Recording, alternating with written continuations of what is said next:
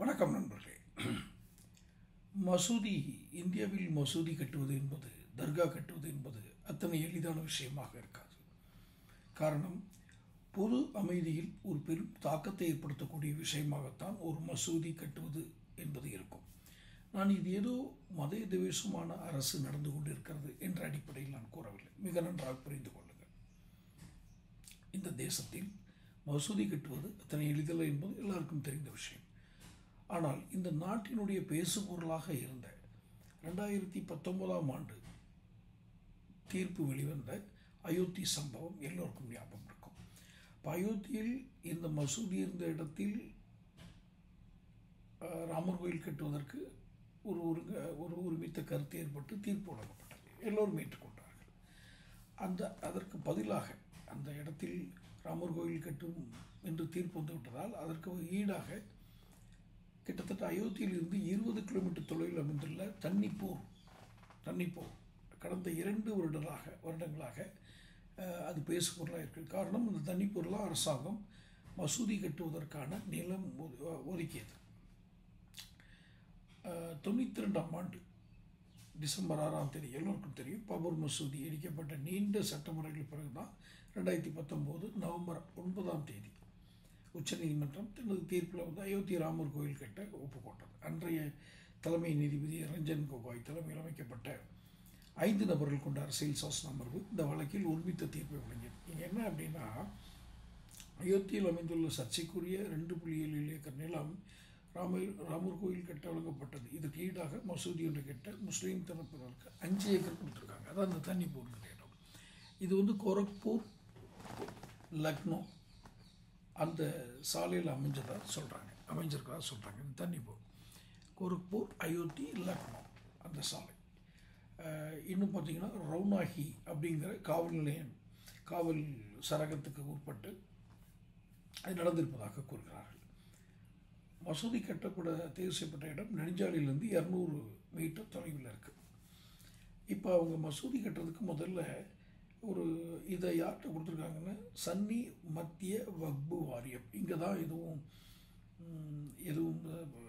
தீர்வு காண இயலாத சவால்கள் இருக்கிறதோ என்று தோன்றுகிறது. காரணம், ஏன் சன்னி மத்திய வக்பு வாரியத்தில் கொடுத்தாங்க இதை அப்படிங்கிறதுக்கு நீதிமன்ற தீர்ப்பை படித்தாதான் தெரியும்.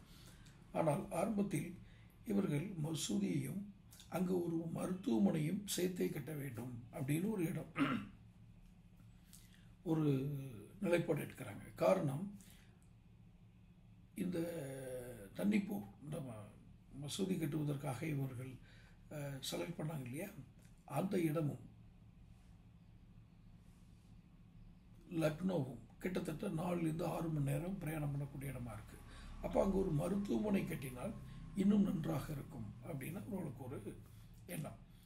இதற்காக அவர்கள் நிதியாக எதிர்பார்த்த ஒரு எஸ்டிமேட்டட் வேல்யூ கிட்டத்தட்ட ஒரு 500 கோடி. ஆனால் ராமர் கோயில் 1800 கோடி ரூபாயில் கட்டியிருக்காங்க. இவங்க 100 கோடி ரூபா மசூதிக்கும் ஒரு 400 கோடி ரூபா மருத்துவமனைக்கும். ஆனால் நிதி திரட்டுவதில் இவர்களுக்கு பிரச்சனை இருக்கிறது. அதற்கு காரணம் இந்த சன்னி மத்திய வக்பாரின்னு நினைக்கிறேன். ஏன்னா இஸ்லாமியர்கள் இருக்கிற அந்த பிரிவுகளில் ஷியா மற்றும் சன்னி பிரிவுகளில் எதுவும் பிரச்சனை இருக்கலாம் எனக்கு தோணும். மற்றபடி உண்மையிலேயே அங்கே அப்படி ஒரு பிரச்சனை இருக்கான்னு தெரியல. அந்த வக்போர்டு மத்திய வக்பு வாரியம் சன்னி பிரிவு அவர்கள் இந்த நிதியை வெளிநாட்டிலிருந்து பெறலாம் அப்படின்னு இதுக்கு ஒரு அமைப்பை ஏற்படுத்தி வெளிநாட்டிலேருந்து பெறலான்னு பார்க்குறாங்க. வெளிநாட்டிலேருந்து நிதி பெறுவதற்கு இங்கு நிறைய சட்ட விதிமுறைகள், கடுமையான சட்டங்கள் இருக்கின்றன. காரணம், நிதி பெறுவது மசூதி கட்டுவதற்கு மட்டுமே பயன்படுகிறதா அல்லது வேறு தீவிரவாத காரியங்களுக்கு இது பயன்படுத்தப்பட்ட விடுமா என்ற அச்சம் மாநில அரசுகளுக்கு நிலவுவதால் இந்த ஒரு நிலைப்பாட்டை ஒரு சட்டங்கள் வெளிநாட்டில் நிதி வருவதில் சட்ட சிக்கல்கள் இருக்கிறது. சிக்கல் அல்ல, சட்ட விதிமுறைகள் கடுமையாக இருக்கிறது. இப்போது கிட்டத்தட்ட அந்த பணிகள் கட்டட வேலைகள் ஆரம்பித்திருந்தால் கூட நிதி கிடைத்திருக்கும். ஆனால் இவர்கள் ஒரு கட்டிடத்தின் வேலையை கூட ஆரம்பிக்கவில்லை என்பதால் அந்த நிதி கிடைப்பதில் அவர்களுக்கு பெரும் சவால் இருக்கிறது. தொடர்ந்து நிதி கிடைத்தால் மட்டுமே இந்த மசூதியை கட்ட இயலும் என்று கூறுகிறார்கள். இதற்கு நிதி திரட்டும் முயற்சி பல்வேறு பொதுமக்கள்கிட்ட இந்த க்ரௌட் ஃபண்டிங் சொல்கிறதெல்லாம் தட்டாது. ஆனால் உண்மையான நிலவரம் என்ன? 2020ஆம் ஆண்டு தனிப்பொருள் மசூதி கட்ட அரசாங்கம் நிலவிலங்கிய போது அங்கே கட்டுமான பணிகள் எதுவும் தொடங்கப்படவில்லை. பல இடங்களில் வந்து ஒரு போர்டு மட்டுமே வச்சுருந்துருக்காங்க. ஆனால் ராமர் கோயில் குடமுழுக்கு விழாவை தொடர்ந்து நிலுவையில் இருந்த கட்டண பணிகள் விரைவாக நடைபெற்றிருக்கு. இது வரைக்கும் ராமர் கோயிலுக்கு அதான் சொன்னேன் இல்லையா, 1800 கோடி. ஆனால் இவங்க பட்ஜெட்டில் ராமர் கோயிலுக்கு வந்து நாட் பட்ஜெட்டில் 100 கோடி ரூபாயுடைய மேம்பாடு, 150 கோடி ரூபா விமான விரிவாக்கத்துக்காக பணம் செலவு பண்ணுறாங்க. பட்ஜெட்லேயே வந்து அதனால் இது ரெண்டையுமே ஒரே இதில் இடத்துல வைத்து ஒப்பிட முடியாது. அயோத்தி ராமர் கோயில் கட்டுவதற்கு காட்டிய அதே அக்கறையை அரசாங்கம் இங்கே மசூதி கட்டுவதற்கு காட்டுகிறதா என்ற ஒரு கேள்வியும் எழுகிறது. இந்த கேள்வி பல பிரச்சனைகளை உருவாக்கிவிடும். பலர் இதை சொல்லாமல் இருக்கிறார்கள். ஆனால் இதுதான் உண்மை. அறக்கட்டளை செயலாளர், இந்த இஸ்லாமிக் அறக்கட்டளை செயலாளர் அத்தர் ஹுசைன் இந்த ரெண்டையுமே ஒப்பிட முடியாது. ராமர் கோயில் கட்டுவதற்கான ஆயத்த பணிகள் பல ஆண்டுகளாக நடைபெற்று வருது. ஆனால் அரசாங்கம் அதற்கு ஆர்வம் காட்டுகிறது. தனிப்பொறுப்பு மக்கள் பலரும் மசூதி தொடர்பாக பேச விரும்பலை. ஏன்னா வேறு ஏதாவது பிரச்சனை வந்துருமோன்னு பயப்படுறாங்க. பல முறை மசூதி கட்டுவதற்கான ஆரம்ப பணிகளை நாள் குறிச்சிருக்காங்க. ஆரம்ப பணிகள் இன்னிலிருந்து ஆரம்பியான பணி எதுவும் நடைபெறப்பட்டதில்லை அப்படிங்கிறது தான் உண்மை. ஆகஸ்ட் 15, ஜனவரி 26 போன்ற தேதியில் கமிட்டி உறுப்பினர்கள் வந்து தேசிய கொடியேற்றுவார்கள். இந்த ஆண்டு அவர்கள் யாரும் வராத உள்ளூர் மக்களை ஏற்றிக்கிட்டாங்க தண்ணி போடல. ஸோ இங்கே மருத்துவமனை வந்தால் உள்ளூர் மக்கள் அதில் பயனடைவார். ஏன்னா லக்னோ போகிறதுக்கு அவங்களுக்கு 4 மணி நேரம் ஆகுது. ஏற்கனவே நான் சொல்கிறேன் இல்லையா. மக்களோட கருத்து என்ன இதில் அப்படின்னா,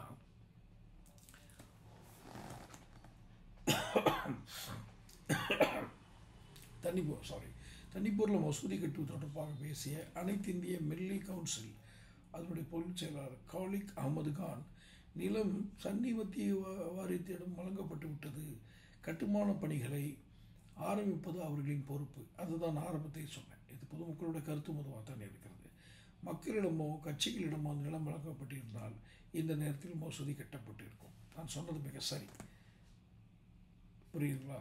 அப்போது இந்த ஆண்டின் தொடக்கத்தில் பாபர் மசூதி வழக்கின் வாதிகளில் ஒருவரான இக்பால் அன்சாரி கட்டுமான பணிகளை தொடர்வதில் ஏற்பட்டுள்ள தொய்வு குறித்து ஒரு கவலை தெரிவித்திருக்கிறார். ஏன்னா பாபர் மசூதி வழிபாடு நடத்தியவர்கள் தங்கள் பிரார்த்தனை தொடர்பை மசூதி கட்ட திட்டமிட்டு, பாபர் மசூதி யாரெல்லாம் வழிபாடு நடத்துகிறாங்களோ அவங்க தொடர்ந்து பண்ணுறது தான் இந்த இடம் கொடுத்துருக்காங்க. ஆனால் 5 முறை தொழுகை நடத்த இவ்வளோ தூரம் யார் பிரயாணம் பண்ணுவாங்க? இது ஒரு கேள்வியாக இருக்குது. வக்ஃப் வாரிய நிலத்தை பெற்றுக்கொண்டு வக்ஃப் வாரியம் வந்து எழுதி, ஆனால் ஒரு பணியும் தொடங்கவில்லை. இது தொடர்பாக எந்த நடவடிக்கையும் மேற்கொள்ளப்படவில்லை.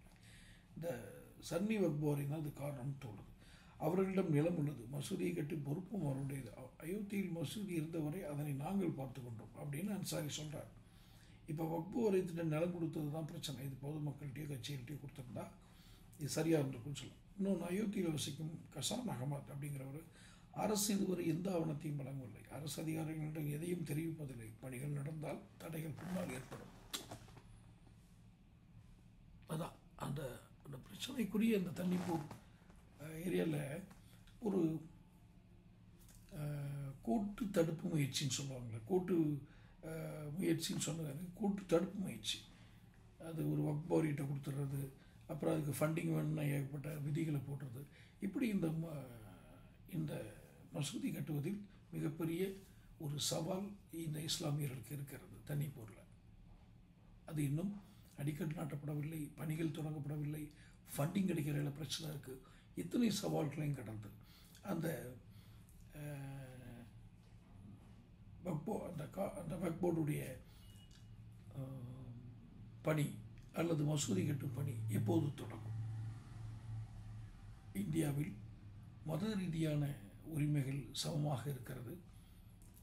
இஸ்லாமியர்கள் மன அமைதியுடன் வாழ்கிறார்கள். அவர்களுக்கு எந்த விதமான ஒரு இனவாத அச்சுறுத்தல்களும் இல்லை.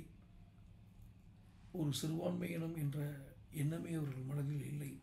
அவர்கள் எப்போதும் போல் அமைதியாகவே இந்த நாட்டில் மற்றவர்கள் எப்படி வாழ்கிறார்களோ, இந்துக்கள் எப்படி வாழ்கிறார்களோ அப்படியே வாழ்கிறார்கள் என்று நாம் தைரியமாக சொல்ல இயலவில்லை. தொடர்ந்து சேனல் பாருங்கள், சப்ஸ்கிரைப் பண்ணுங்கள், நோட்டிஃபிகேஷன் பில் பதிவு பண்ணுங்கள்.